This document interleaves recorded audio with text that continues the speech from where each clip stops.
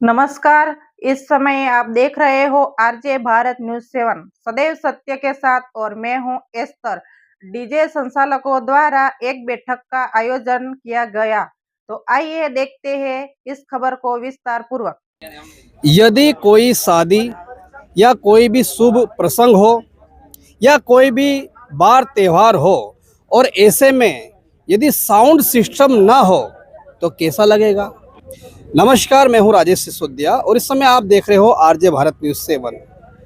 दाहोद जिले के नव निर्मित जो कि गुरु गोविंद तहसील है, यहाँ पर एक बात को लेकर मुद्दा उठ रहा है। शायद आप समझ ही गए होंगे मैं क्या कहना चाहता हूँ कि जैसे इन दिनों में बहुत सारी बातें हो रही कि डीजे के ऊपर प्रतिबंध हो, डीजे संपूर्ण बंद हो। लेकिन जब मैं यहाँ से गुजर रहा था एक बड़ी भीड़ मैंने देखी, तो मैं यहाँ पर आया कि क्या चल रहा है। मैं कहूँगा कैमरामैन से उधर दिखाई यहाँ पे कितने लोग यहाँ पर इकट्ठे हैं। काफ़ी लोग नौजवान यहाँ पर मौजूद है। इन नौजवानों से हम बातचीत करने की कोशिश करेंगे कि आखिरकार इनका क्या कहना है और क्यों इकट्ठा हुए, क्या है आज रविवार के दिन यहाँ पर इकट्ठा हुए। मुकेश भाई डांगी भी है, इनके इधर हम पहुंचे हैं। तो ये डीजे संचालक ही है, मुझे ऐसा लग रहा है। सभी यहाँ पर इनकी कुछ मांगे हैं, इन्हीं से हम बातचीत करने की कोशिश करेंगे कि इनका क्या कहना है। काफ़ी लोग हैं। भैया आपसे पूछूं? नहीं, ये उधर हाथ दिखा रहा है, मैं इन्हीं से पूछूं। भैया खड़े हो जाइए भैया खड़े, इनसे पूछेंगे। नमस्कार। नमस्कार। શું નામ છે તમારું? मेरा तरुण कसुभाई। मैं हिंदी में बोलूंगा, लेकिन आप गुजराती में बता सकते हो क्योंकि इधर आपको लोकल लोगों तक बात पहुंचाना चाहते हो, ठीक है ना। तो क्या क्या मामला है आपका? ये डीजे लाइन पे सदतर प्रतिबंध लगा दिया है। इसकी मतलब डीजे बंद कर देना चाहिए। हैं? डीजे बंद कर देना चाहिए, उसकी बाबत के लिए अच्छा। इकट्ठा हुए हम लोग सब अच्छा, लोग। तो आप डीजे बंद करवाना चाहते हो कि चालू? नहीं, चालू चालू। अच्छा अच्छा, तो यहाँ पे सभी डीजे संचालक ही है क्या? हाँ, सभी डीजे संचालक ही है। तो आपका एक बार फिर पूरा नाम और कौन से गांव का हो थोड़ा जानकारी दीजिए। मेरा पूरा नाम मेरा तरुण कसुभाई है। मेरा गांव भाटीवाड़ा है। जी, भाटीवाड़ा, ये जहाँ पर ये बहुत बड़ी फैक्ट्री बन रही है। हाँ, बहुत बड़ी फैक्ट्री बन रही जी है जी, वहाँ पे। तो क्या कहना चाहेंगे? कुछ पढ़े लिखे भी हो, 10वीं 12वीं पास किए हो कि क्या है ये मामला?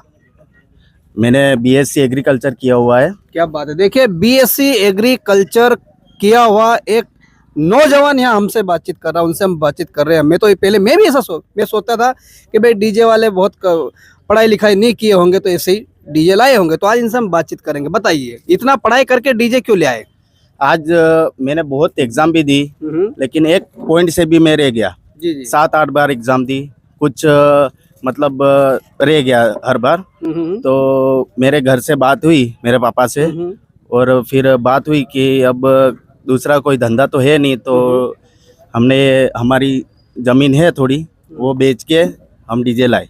जमीन बेच दी? हाँ, बराबर। कितने अब का? धंधा कुछ है नहीं तो फिर क्या करें। फिर अब ये डीजे लाइन में अब 25-30 लाख रुपए हमने डाल दिए। कितने लाख? 25-30 लाख रुपए। देखिए, क्या नाम? तरुण भाई। तरुण भाई। तरुण भाई का कहना है कि बीएससी एग्रीकल्चर करा हुआ एक नौजवान जो कि पढ़ाई लिखाई किया, 7-8 बार से भी ज़्यादा उन्होंने कुछ एग्जाम फाइट्स की, निराशाजनक अवस्था में आने के बाद पिताजी से बातचीत करने के पश्चात उन्होंने एक डीजे लाए, जमीन बेची, और वो डीजे 25 से 30 लाख का डीजे बता रहे। क्योंकि मुझे आज पहली बार मालूम पड़ा कि डीजे इतने महंगे हैं और डीजे के ऊपर प्रतिबंध हो गया। तो आप क्या कहेंगे? क्योंकि आदिवासी समाज में तो अभी डीजे के ऊपर बिल्कुल प्रतिबंध कर दे, तो आज्ञावनों से क्या कहोगे? शासन प्रशासन से क्या कहोगे? हमारे चैनल के माध्यम से बोलिए। हमारा तो इतना कहना है कि हमें थोड़ी चलाने की परमिशन दो, और आपको जो एग्ज़ाम टाइम है उसी टाइम थोड़ा हमें टाइम का नियम दे दो कि इतने बजे तक बजाओ। ऐसा ऐसा स्कूल हो कि कोई सरकारी दफ्तर हो, वहाँ पे हम नहीं बजाएंगे, रास्ते पे नहीं बजाएंगे, लेकिन थोड़ी हमें बजाने के लिए परमिशन दो, ऐसा बोल। अगर मान लीजिए सरकार आपको परमिशन नहीं देती है, शासन प्रशासन आपको परवानगी नहीं देती है, तो इस परिस्थिति में क्या कहोगे? करना चाहोगे आप? क्योंकि आपको तो 25-30 लाख का डीजल आए हैं, इतना कर्जा आपके सिर पे है।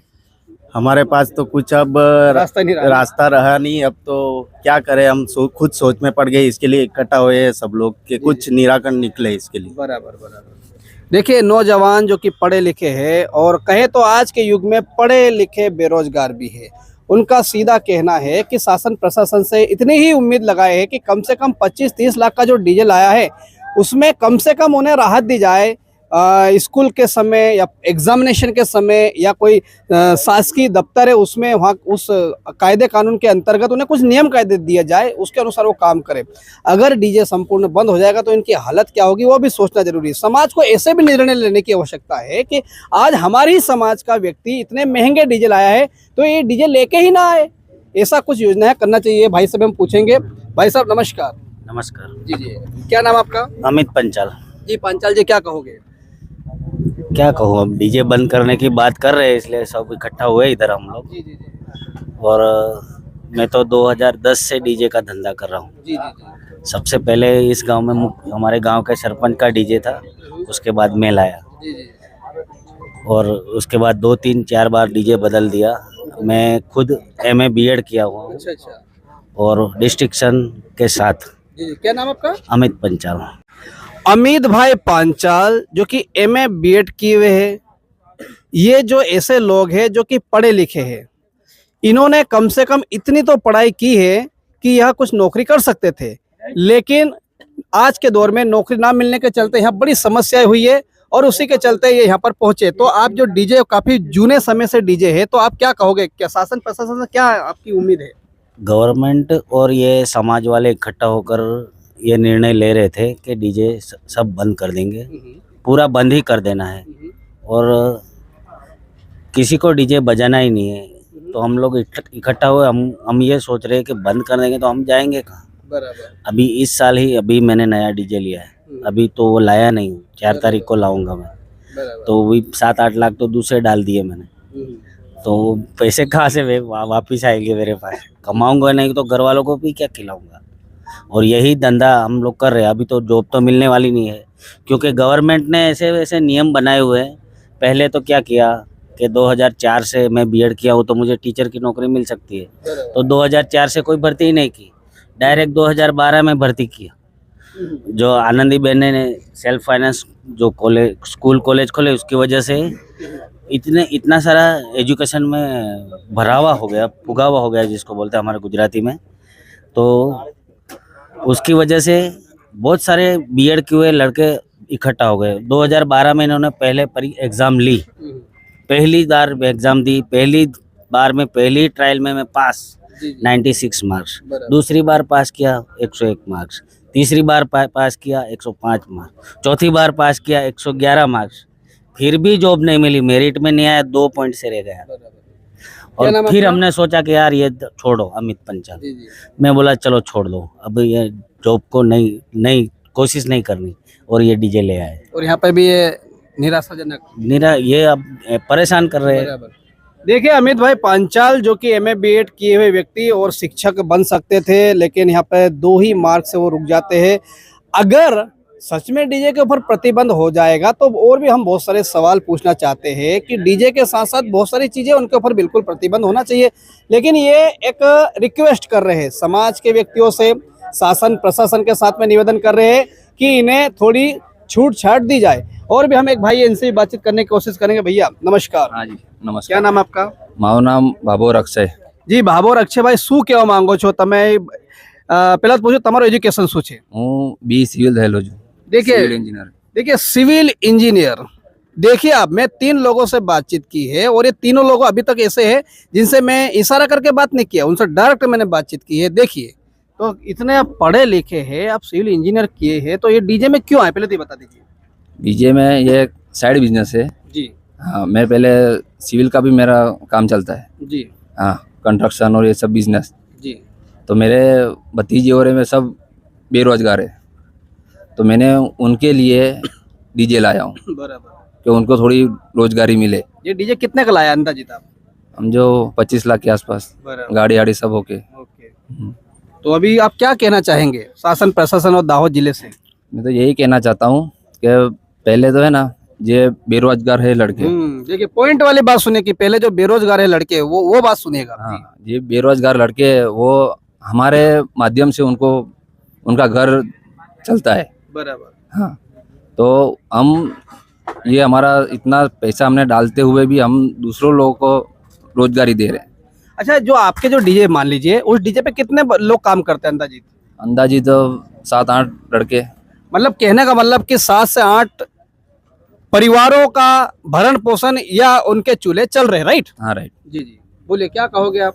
तो मैं यही का जो डीजे बंद हो जाए तो ये सबके बेरोजगारी भी छीन सकती है सबकी, फिर उनके घर के राशन पानी ये सब भी बंद हो सकता हाँ बंद हो सकता है। तो हमको यही कहना है कि पहले तो ना ये डीजे के लिए हमको थोड़ी टाइम दीजिए। जी जी जी। हाँ, और जो हमारे गांव में मीटिंग हो रही है समाज सुधारक की, तो हम उनको भी बोलना चाहते हैं कि आपने जो देश के लिए और ये सब आपने किया है वो तो सही है, उसके हम भी उनके साथ है, पर थोड़ा भी है ना हमको भी सपोर्ट कीजिए, बराबर क्योंकि हम भी है ना बाहर के नहीं, हम भी उनके समाज के ही है बराबर। ना। ज़्यादातर हमारे आदिवासी समाज के डीजे है, जी जी तो उसी हिसाब के हम समाज को भी यही कहना चाहते हैं। जी। क्या नाम बताया था अपना? बाबू रक्ष है, भाभोर अक्षय भाई, गाँव पावड़ी।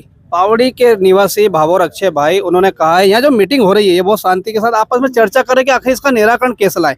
तो यहाँ मुकेश भाई डांगी, उनसे भी हम पूछेंगे कि मुकेश भाई डांगी का क्या कहना है, क्योंकि हाल ही में मुकेश भाई डांगी एक ऐसा चेहरा, ऐसा नाम है जिन्होंने यहाँ पर कांग्रेस पार्टी के दिग्गज नेता हम कह सकते हैं कि जिन्होंने उसको राजीनामा दे दिया है समाज के लिए ही।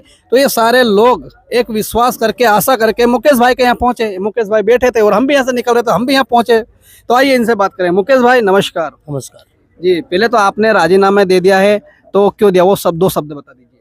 मैंने राजीनामा इसलिए दिया कि अगर ये जो सरकार अभी है वो सरकार हमारे आदिवासियों को विकास के नाम पे जो हमारी जमीन है उस जमीन पे खेती करके हम हमारे परिवार का गुजरान कर रहे हैं, थोड़ी बहुत बचत करके हम हमारे बच्चों को पढ़ा रहे हैं, वार या त्योहार हो वो मना रहे, लग्न आदि प्रसंग निपटा रहे। लेकिन हमारे पास से विकास के नाम पे अगर ये जमीन ही चली जाएगी तो हम हमारे जो लोग हैं उन लोगों को भूखे मरने का समय आ रहा है।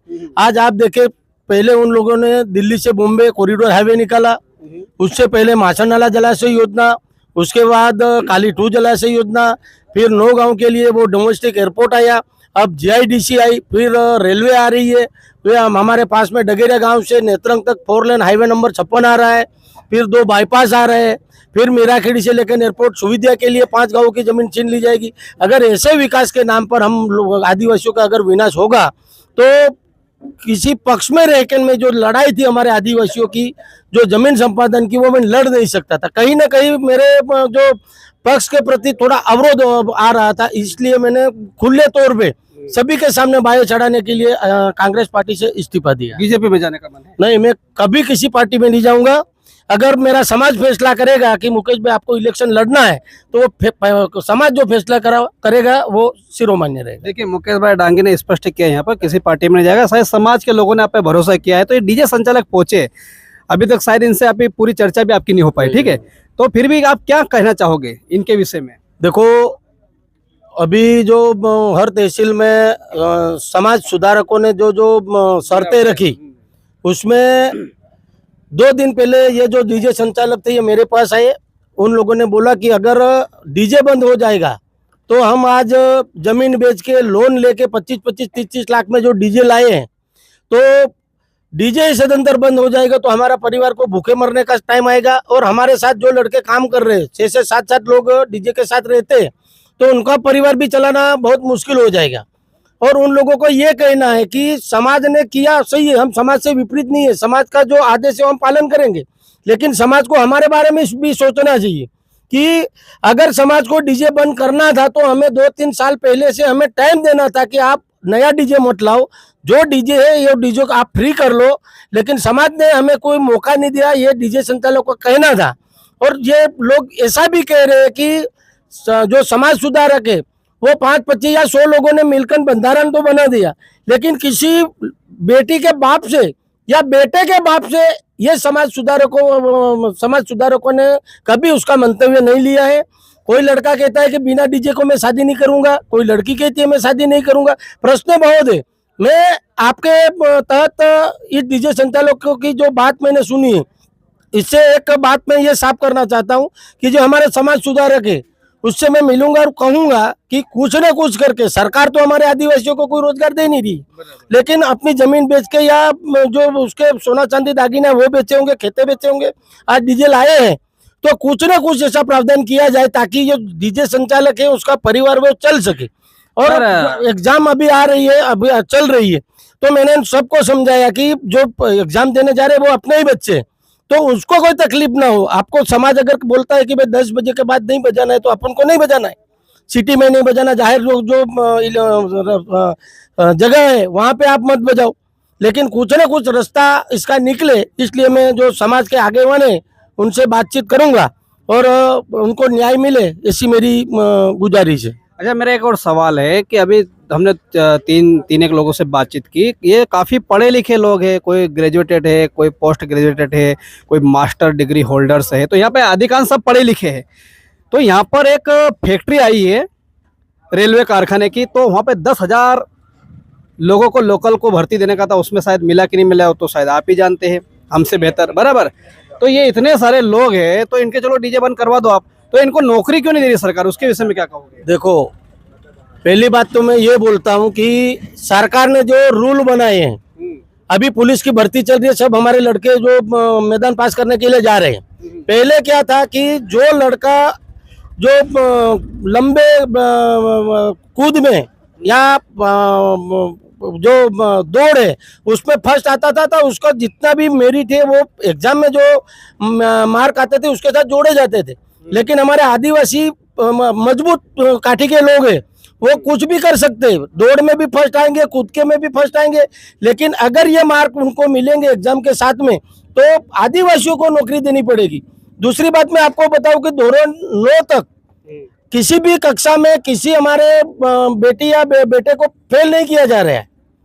आप देखो, किसी स्कूलों में पूर्ता वो शिक्षक का स्टाफ नहीं है और बच्चों को फेल नहीं किया जाए। अगर वो कमजोर है तो इसको फेल करना चाहिए, सरकार क्यों फेल नहीं कर रही है?